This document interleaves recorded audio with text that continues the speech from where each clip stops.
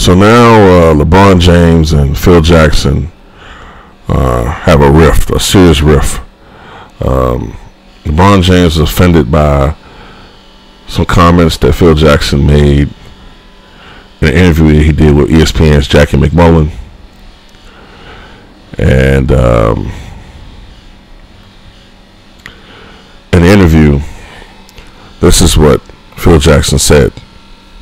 Now, whenever I do Phil Jackson, I try to imitate Nick Nolte for 48 Hours.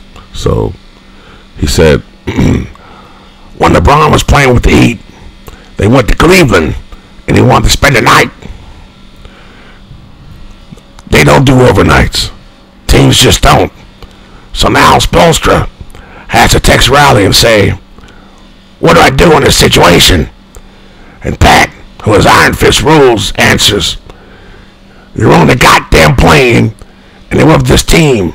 You can't hold up the whole damn team because you and your mom and your posse want to spend an extra night in Cleveland. Thought Pat had this really nice vibe with his guys. But something happened there where it broke down. I do know LeBron likes special treatment. He needs things his way. Now,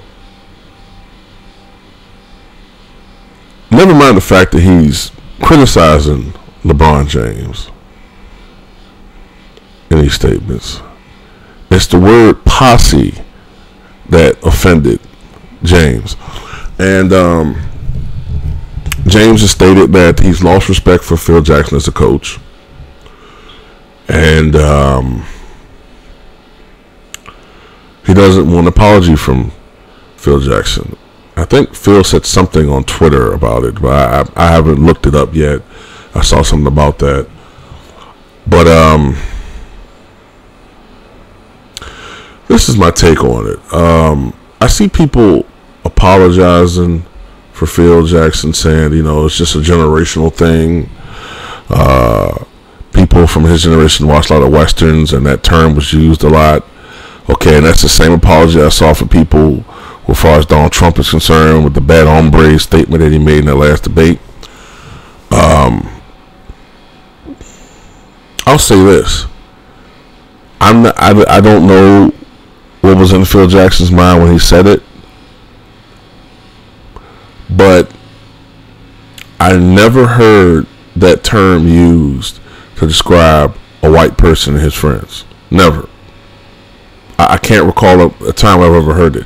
I've heard it constantly with African Americans and other minorities, but never with a white person. It does come off as almost like a variation of thugs, posse, you know, something of that sort.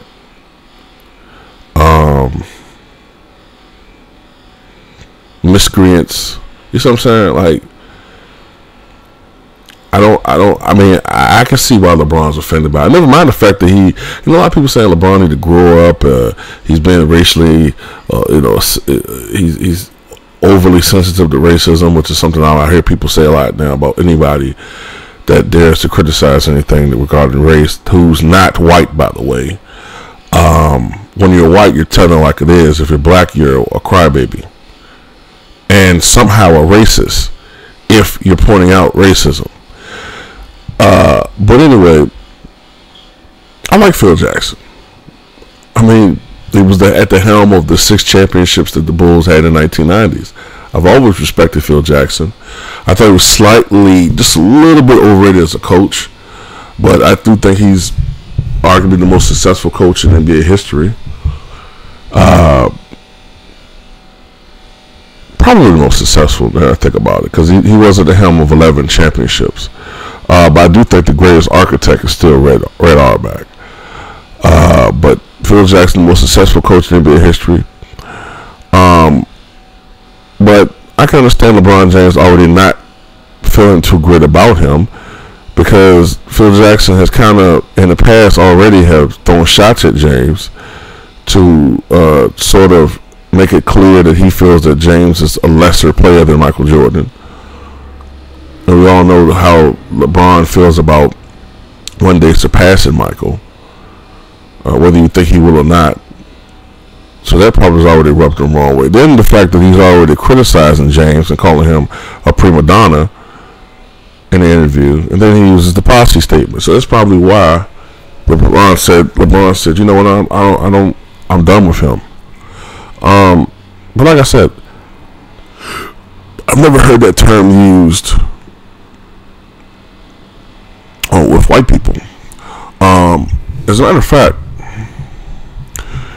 if I'm not mistaken, I think Arsenio Hall in his first show, didn't he call his band his posse or the posse? So that already was a play on a derogatory term, but flipping it. So like how we do nigga. You see what I'm saying? So yeah. Even in the Westerns, posse is usually used for bad guys, or it's used for other minorities that were in the Westerns, you know, Native Americans or Mexicans, whatever. Yeah, it is somewhat offensive. And to people who will say, well, LeBron, you're a millionaire. I notice people always want to bring up your money if you're black. Well, why are you complaining? Haven't we given you so much? Haven't we given you money? Haven't we given you this? Why is it never that he's earned it?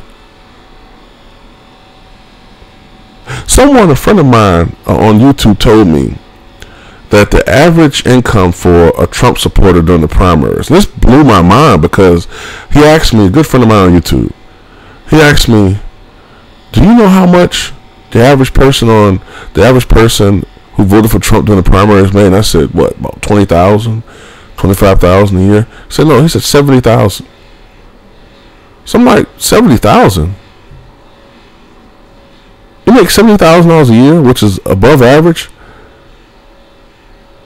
And keep in mind, the average Trump voter is not from California or New York. What are you complaining about? What are you so angry about? But with LeBron James, you'll tell him, oh, you're a millionaire. What are you so angry about? So it's just, I don't know. In conclusion, I'm like, I can't blame LeBron James for being upset about what he said. You know what I'm saying?